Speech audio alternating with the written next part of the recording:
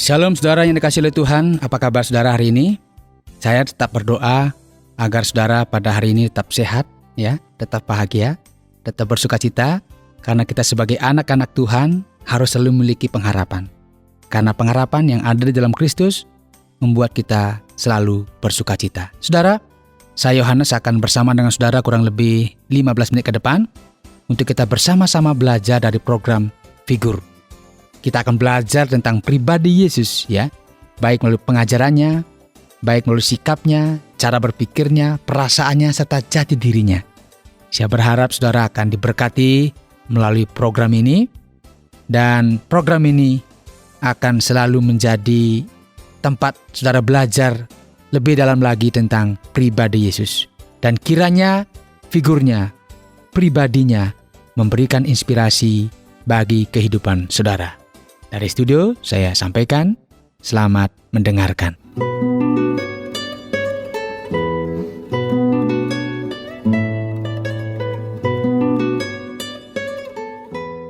Saudara seorang pemain bola, ya, suka lihat bola ya, yang laki-laki biasanya suka lihat bola. Ketika mereka bertanding, maka ada satu hukum yang harus dia ikuti. Apa saudara? Setiap pemain harus fokus pada tujuan. Tujuannya apa? Mereka harus menang. Nah, bagaimana caranya? Harus menang. Karena itu, semua energi, strategi dikerahkan untuk mencapai tujuan tersebut. Ya, kita dapat bayangkan ya, jika sudah kita bilang kita harus menang. Tetapi ada 1-2 orang yang sedang ada di lapangan berpikir, ya nggak harus menang lah. Ya, kalah pun nggak apa-apa. Saya percaya mereka akan berbeda dari yang lainnya. Mereka tidak akan terlalu semangat. Bahkan bisa-bisa mereka bisa buat gol bunuh diri ya. Karena apa? Mereka tidak fokus kepada tujuan. Sehingga mereka tidak memberikan kontribusi yang maksimal bagi tim tempat ia bernaung. Saudara yang dikasihi oleh Tuhan, hari ini kita akan belajar tentang figur Yesus Kristus yang memberikan inspirasi kepada kita. Figur yang selalu fokus pada tujuan. Sehingga karena dia fokus pada tujuan, apa yang diembankan kepadanya bisa dilaksanakan dengan baik. Karena itu, saya mengajak kita akan mempelajari lebih dalam lagi figur Yesus Kristus yang fokus pada tujuan. Kalau ku perhitungkan hari-hari berjalan, ajaiblah yang kau lakukan di kehidupanku. Ingat kasih-Mu, sukacitaku. Ingat janji-Mu, semangatkanku. Walaupun arah angin melawan, namun Kau tetap tujuan akhirku. Ombak yang keras takkan karamkanku.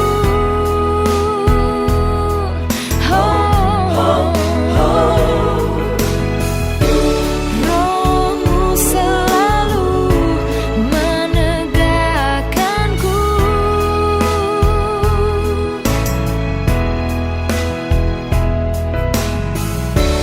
Oleh kuasa-Mu ku tetap maju.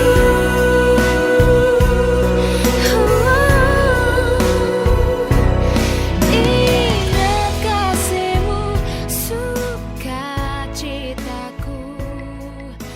Saudara, di dalam Injil Yohanes pasal yang keempat, ayat yang 31 sampai 42, ada kisah yang sangat menarik yang dapat kita baca.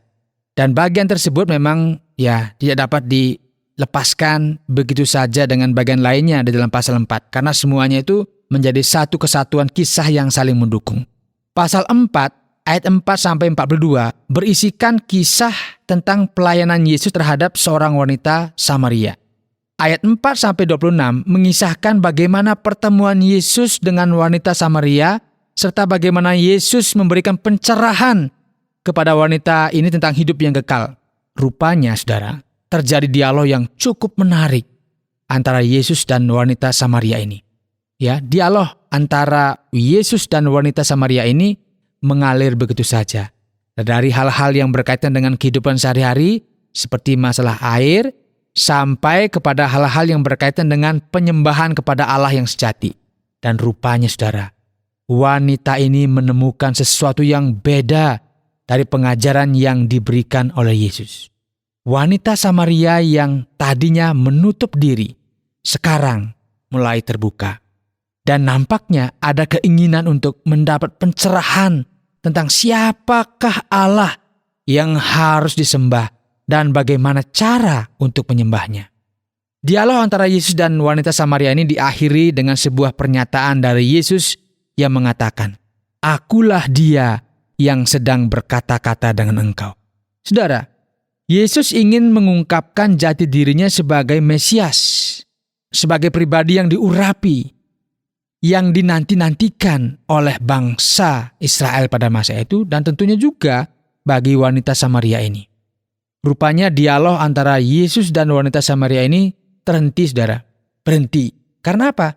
Karena para murid sudah pulang dari kota untuk membeli makanan. Jadi rupanya tadinya mereka pergi untuk mencari makanan. Kemudian Yesus kebetulan mampir di sebuah sumur, dan kebetulan juga ada wanita yang datang untuk mengambil air begitu. Jadi di dalam ayat 28 dikisahkan, maka perempuan itu meninggalkan tempayannya di situ lalu pergi ke kota. Jadi setelah terjadi dialog, setelah Yesus mengungkapkan, "Akulah dia yang sedang berkata-kata dengan engkau," tiba-tiba terputus. Karena apa? Karena ada para murid yang datang, dan di dalam ayat 28 dijelaskan perempuan itu meninggalkan tempayannya dan pergi ke kota. Nah, saudara, setelah wanita ini mendapatkan pencerahan dari Yesus, wanita ini pergi ke kota untuk memberitakan apa yang sudah ia alami.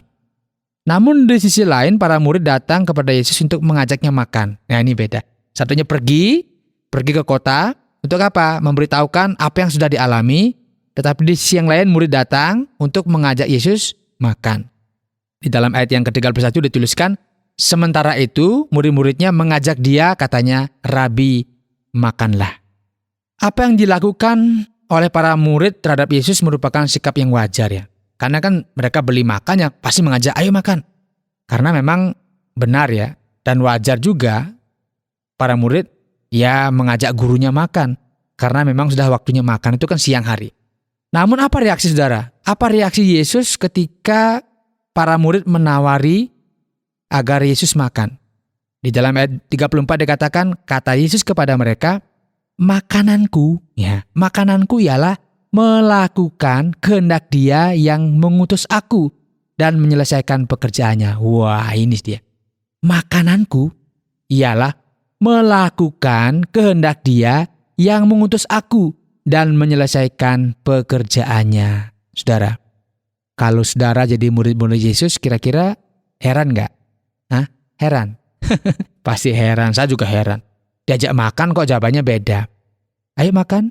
Yesus bilang, makananku ialah melakukan kehendak Dia yang mengutus aku dan menyelesaikan pekerjaannya. Tentu murid juga heran pada saat itu. Sebab Yesus tidak menyambut tawaran para murid untuk makan, namun sebaliknya Ia mengatakan bahwa makanannya adalah melakukan kehendak Allah dan menyelesaikan pekerjaannya. Saudara, apakah sikap Yesus seperti ini hendak mengatakan kepada kita bahwa menyelesaikan pekerjaan itu lebih penting daripada makan? Tentu tidak, saudara. Saya harap saudara jangan diganggu saya. Saya lagi menyelesaikan ini. Lagi menyelesaikan pekerjaan, jadi saya tidak mau makan. Apakah demikian? Tentu tidak.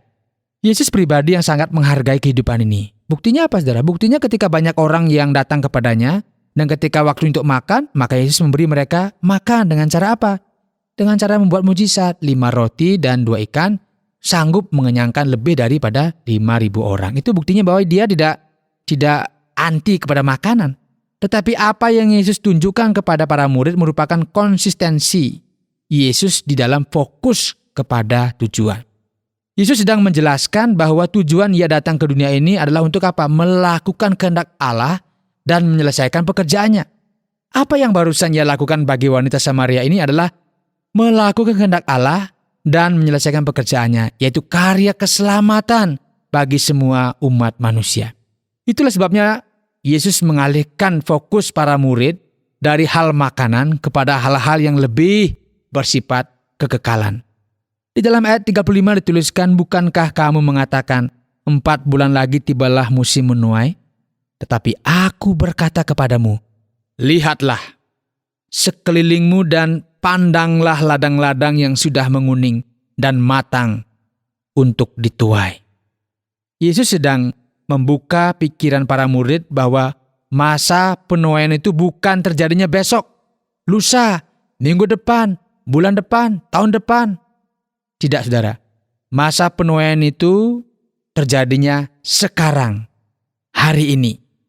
Itulah sebabnya Yesus menggunakan kalimat ladang-ladang yang sudah menguning dan matang untuk dituai. Perkataannya ini dimaksudkan untuk apa? Menunjukkan bahwa saat ini, yaitu saat ia memberikan pelayanan kepada wanita Samaria tersebut, merupakan saat penuaian. Sebab jika kita menyimak kelanjutan kisah ini dari ayat 39 sampai dengan 42, menunjukkan kepada kita sesuatu yang merupakan hasil dari pelayanan Yesus. Ada beberapa kalimat yang menarik patut kita simak di bagian ini, yaitu, dan banyak orang Samaria dari kota itu telah menjadi percaya kepadanya karena perkataan perempuan itu. Dan lebih banyak lagi orang yang menjadi percaya karena perkataannya. Ayat 41. Kami percaya, tetapi bukan lagi karena apa yang kau katakan. Ya, maksudnya wanita itu. Sebab kami sendiri telah mendengar dia, dan kami tahu bahwa dialah benar-benar Juru Selamat dunia. Saudara, apa yang sudah kita baca dan pelajari dari kisah ini menunjukkan tentang pribadi Yesus, figur Yesus yang patut menjadi contoh bagi kita pada masa kini. Keteladanannya yang sudah menunjukkan kepada kita dalam hal fokus pada tujuan patut menjadi pertimbangan kita juga di dalam kita bekerja. Karena ia fokus pada tujuan yang menyebabkan ia mempergunakan setiap waktu, setiap keadaan untuk apa? Untuk mencapai tujuan itu. Inilah pribadi Yesus. Dia memberi contoh kepada kita. Bukan saja memberi contoh bagaimana memberi, bukan saja memberi contoh bagaimana mengampuni, tetapi dia juga memberi contoh bagaimana bekerja. Bekerja dengan setia, yaitu fokus pada tujuan. Tidak boleh diganggu dengan yang lainnya. Kalau kita fokus pada tujuan, maka dijamin kita akan mencapai hasil yang baik. Itu yang dilakukan oleh Yesus. Dia fokus pada tujuan, sekalipun banyak godaan dia tetap fokus pada tujuan. Bagaimana dengan kita pada saat ini? Apakah kita juga masih fokus pada tujuan hidup yang sudah dipercayakan kepada kita masing-masing? Yesus merupakan figur yang patut saya dan saudara contoh ketika kita menjalani kehidupan ini, agar kita tetap fokus pada tujuan dalam kehidupan yang sudah Tuhan berikan kepada kita masing-masing. Kiranya Tuhan memberkati kita semua.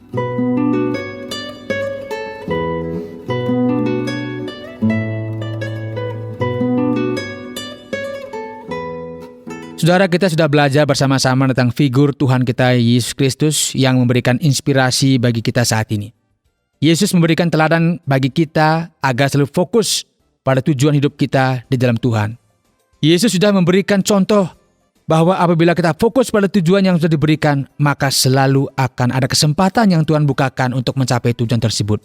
Dan Yesus menghendaki agar kita melakukan kehendak-Nya dan menyelesaikan pekerjaannya melalui kehidupan kita masing-masing.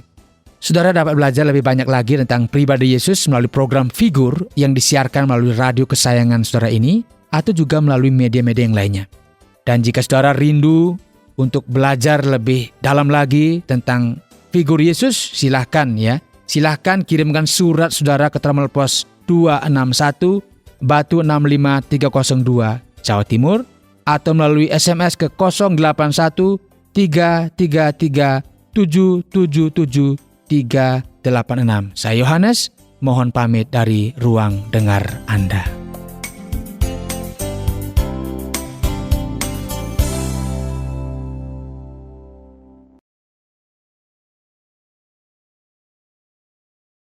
Terima kasih Anda sudah mengikuti program kami. Jika Anda diberkati, jangan lupa like, komen, dan share supaya Anda tidak ketinggalan setiap program terbaru kami. Jangan lupa juga untuk subscribe channelnya dan nyalakan loncengnya. Jika Anda ingin mendukung pelayanan kami, bisa melalui rekening kami berikut ini atau menghubungi kami di sini.